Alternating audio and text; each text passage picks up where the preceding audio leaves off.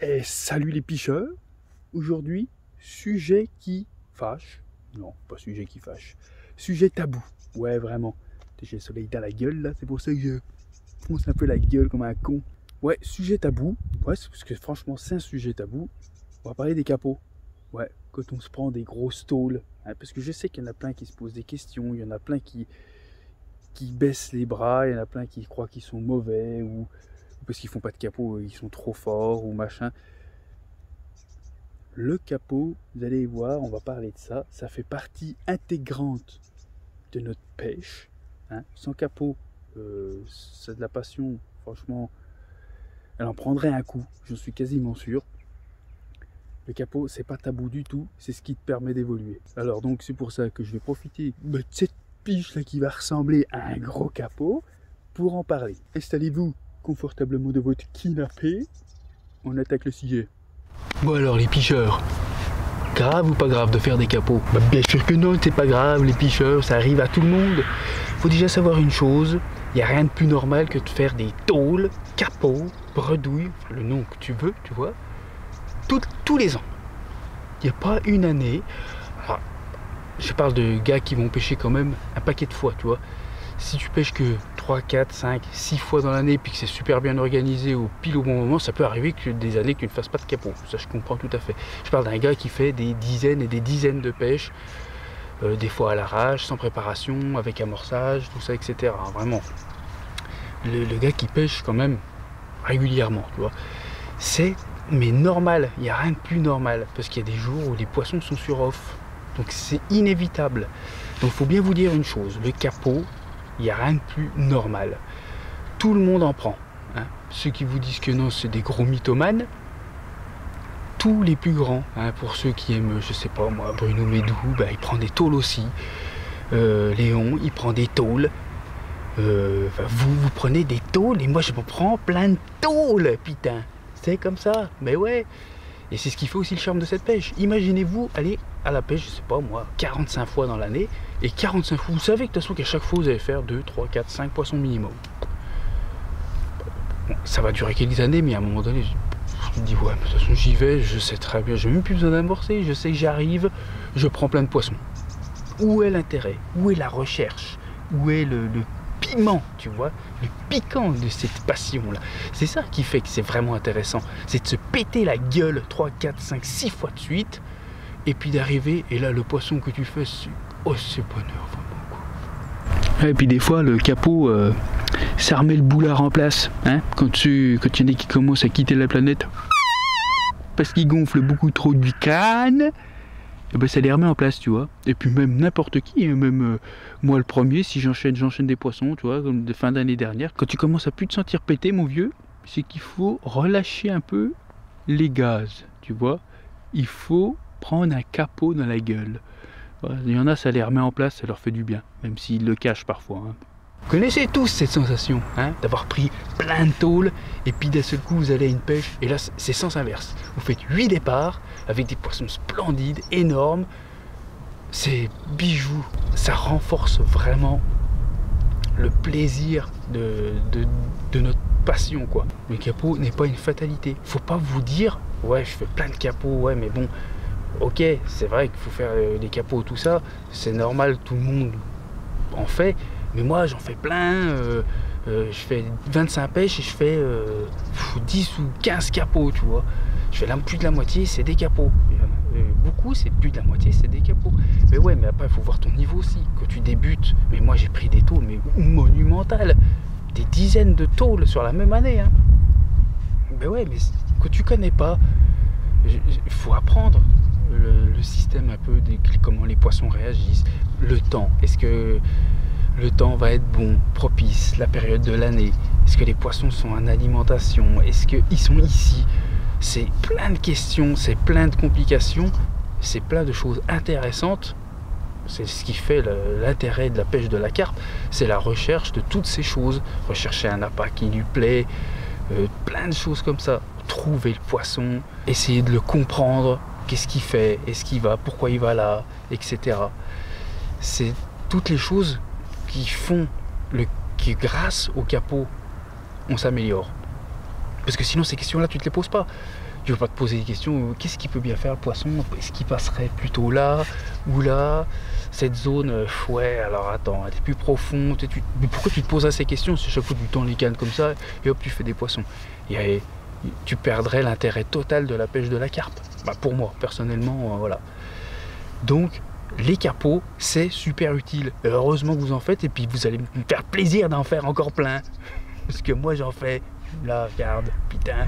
Alors bien sûr, il y a différentes façons de faire un capot aussi. Différentes façons. Il y a le gars qui arrive, qui tend ses cannes à l'arrache, qui cherche rien, qui s'en branle. Bon bah lui, il faut pas trop qu'il s'étonne de faire un capot. C'est suivant comme tu as choisi de vouloir pêcher aussi.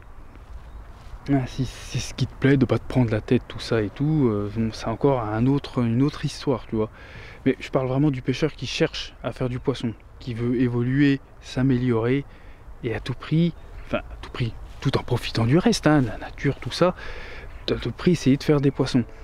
Donc c'est sûr que le gars qui arrive, qui jette ses cannes n'importe comment, qui sont pas ni à l'éco-sondeur, ni à la canne, puis qui sait pas où c'est qu'il lance, qu'il a rien amorcé, qui soigne pas ses montages, ben, faut pas qu'il s'étonne de faire beaucoup plus de capots qu'un autre. Après, il y a celui qui va se creuser la tête, tu vois. Il y a celui qui va chercher, poser, tout ça. Et encore une fois, se remettre en question, vraiment, pour essayer de s'améliorer. Et là, du coup, il y aura toujours quand même des capots. Mais là, ce sera peut-être plus parce que les poissons, justement, ne sont pas enclins à manger. Et il y a aussi, après, bien sûr, tu as les capots des personnes qui sont vraiment à fond dans la pêche et tout ça, et puis qui évoluent petit à petit, qui, bien sûr, feront des capots parce qu'ils ne seront peut-être pas en phase de ce qu'il fallait, tu vois. Ils ont peut-être fait les mauvais choix.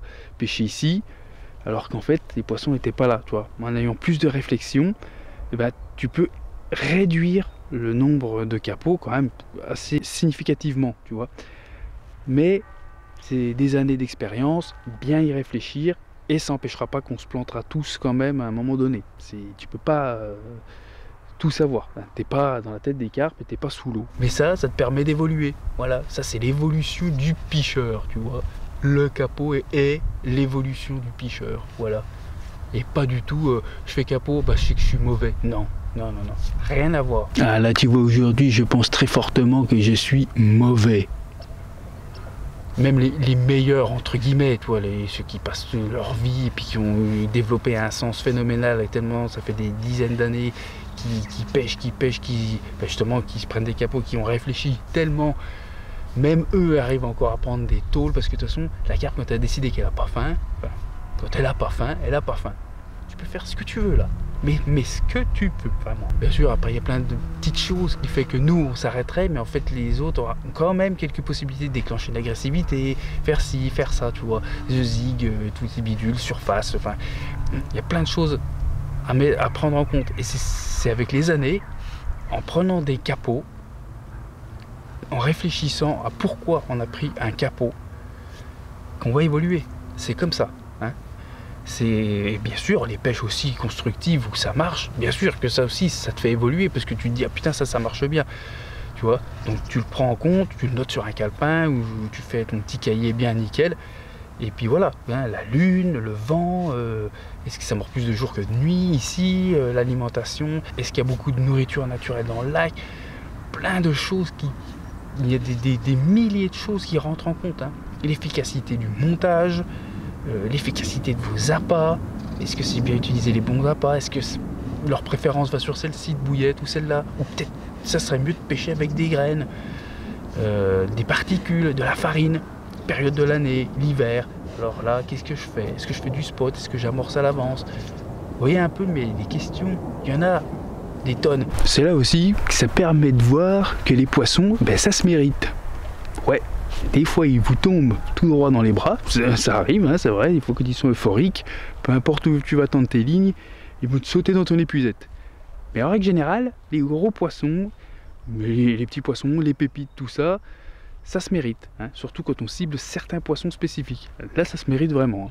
Et c'est pour ça que les jeunes, ceux qui débutent, tout ça, il ne faut pas être trop pressé.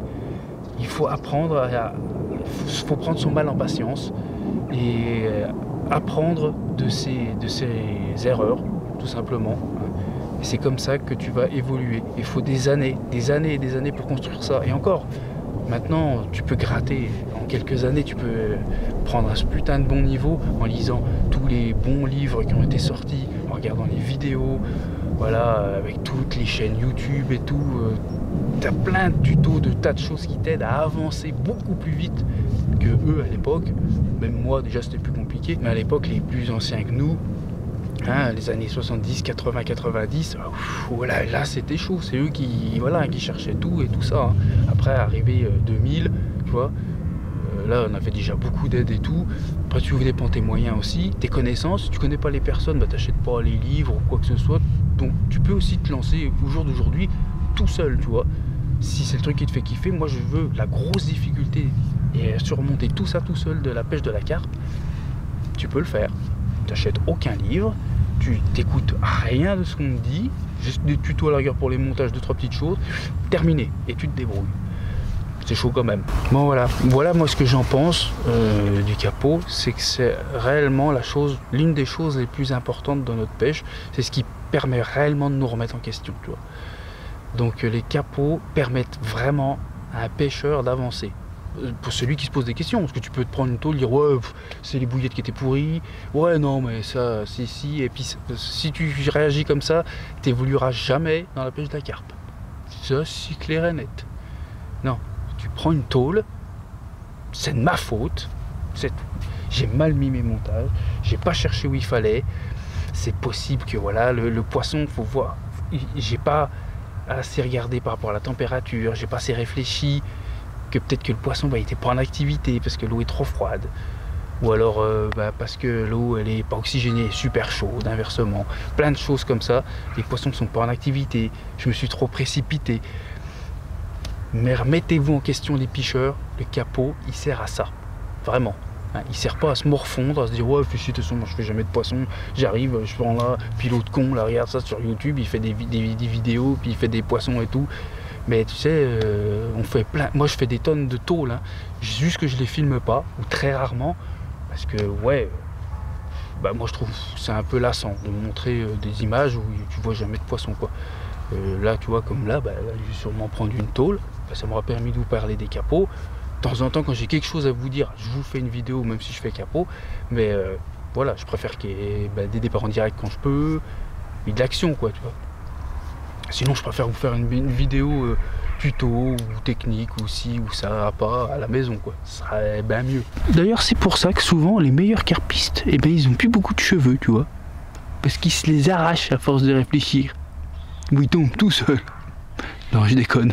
Parce que moi j'ai plus de cheveux, puis je suis loin d'être un très bon carpiste, tu vois. Mais puis des chevelus qui sont putain de bons aussi, hein, tu vois. Tu prends Raphaël Biagini, des gars qui sont vraiment pointilleux et qui savent vraiment bien pêcher. Mais ils prennent au moins des cheveux blancs. Ouais, c'est obligé. Parce que tu fais tellement tourner la machine là-haut, là, que ça fume.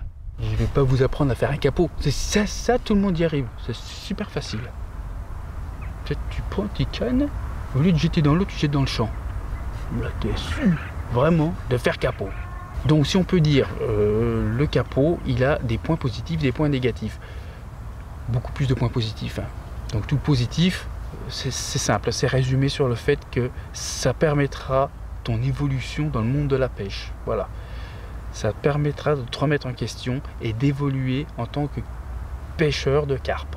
Et pour les points négatifs, on le sait tous, hein, quand on les enchaîne et tout, il y a des fois ça fait mal au fiac. Hein, que tu as amorcé, surtout que tu as fait ce genre de truc là bien préparé et que tu es assez sûr de toi et que tu en prends une dans la gueule, ouais, des fois c'est pas très agréable. Voilà, c'est juste que le capot est pas très agréable sur le coup, tu vois.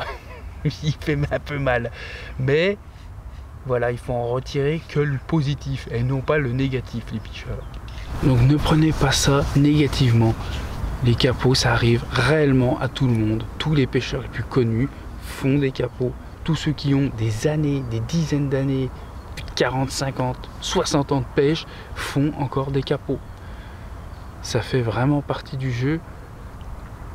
Donc voilà, pour ceux qui n'osent pas en parler, tout ça, il faut en parler. Il n'y a pas de souci, vous en parlez avec vos collègues et tout. C'est comme ça qu'ils vont vous aider aussi, eux, à évoluer. Donc voilà, il y a ce côté des personnes qui n'osent pas en parler et qui préfèrent rien dire, tu vois. Ou alors, non, mais si, ouais, j'ai une touche, toi. Non, mais il faut vraiment dire les choses. Il faut, puis surtout, se l'avouer à soi-même. pour mieux profiter de toute façon de ces pêches, il faut s'avouer soi-même qu'on fait des capots. Et les jours où tu fais des poissons, c'est tellement bien, c'est tellement le bonheur, voilà. Et puis tu as aussi l'autre catégorie, la catégorie des gars, ils ont tout le temps fait un poisson. Tout le temps. Bizarrement, c'est incroyable, ils arrivent tout le temps à faire un poisson. Ouais, j'ai quand même un gros doute là-dessus, tu vois.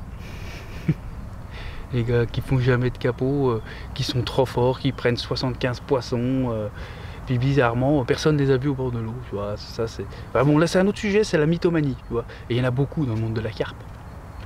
Hélas, ouais. Du mytho, il y en a pas mal, mais bon, qu'est-ce que tu veux, ça, c'est comme ça. Mais eux aussi n'avouent pas les capots, ne se les avouent même pas eux-mêmes à mon avis, tu vois. Ça va pas les aider à évoluer non plus. Voilà pour cette vidéo sur les capots. Je vais pas faire durer ça plus longtemps, ça sert à rien. Je pense que j'ai fait le tour, il n'y a pas 50 000 choses à dire, pas pour moi, sur le capot. Il y en aurait sûrement encore d'autres, mais moi je trouve que c'est assez global comme ça. Et ouais, je tenais quand même juste dédicace un peu cette vidéo à Léon. Tu vois, pas parce que Léon fait des tonnes de capots, même s'il en fait aussi, hein. Parce que c'est lui qui m'a donné en fait l'idée. Voilà.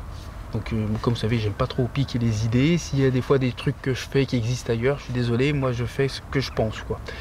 Et là, c'est pas moi qui avais pensé, c'est Léon qui m'a dit tu devrais faire une vidéo sur les capots, parce que ça, le capot, ça fait partie intégrante de notre piche, et puis c'est important. Il y a plein de choses à dire sur le capot. Et c'est vrai, il y a plein de choses à dire sur le capot. Donc voilà, je dédicace cette vidéo à Léon. Maintenant, j'ai même décidé, j'allais compter le nombre de capots que je fais à l'année. Ouais, on compte souvent le nombre de poissons. Mais maintenant, je vais compter le nombre de capots. Comme ça, d'une année à une autre, je vais voir le nombre de pêches, le nombre de capots, voir la progression du gugus. Tu vois, ça a l'air de se concrétiser en capot, encore une fois. Vous l'avez entendu le mot capot? Peut-être pas assez encore, si. Donc là ça veut pas. Bon bah écoute, il me reste encore un petit peu de piche, hein, mais bon, c'est pas grave, de toute façon, c'était pour vous parler de ça, c'était pas une vidéo pour spécialement vous montrer des poissons. Il y en aurait eu un, vous l'aurez montré, mais bon, je suis pas sûr qu'il y en ait, vraiment. Prenez-vous pas la tête les picheurs, surtout les jeunes et tout ça, parce que les anciens ils commencent à comprendre aussi hein, ce que c'est que le capot et que c'est utile, même si c'est casse-bonbon, c'est super utile dans notre pêche. Voilà, les jeunes, vous prenez pas la tête, vous n'êtes pas mauvais parce que vous enchaînez plus de capots que les autres. Juste que vous débutez, vous allez voir, vous allez réguler tout ça. Mais vous en prendrez toujours. Vous en prendrez toujours. Mais n'oubliez pas la réflexion après votre capot. Pourquoi j'ai fait capot? C'est ça qui va vous faire évoluer. Les picheurs. Allez, bah, je vous souhaite bonne piche. Hein. Essayez de pas trop en prendre quand même. Si vous pouvez les éviter un maximum, on les évite. Et puis bah, je vous dis à une prochaine vidéo. Moi j'espère... pouvoir enfin vous faire une piche où je vais vous présenter des poissons, parce que là c'est ouais, j'ai fait mes 2 poissons début d'année et pour l'instant silence radio, je prends des capots. Allez, bonne piche à tous, portez-vous bien, salut les picheurs.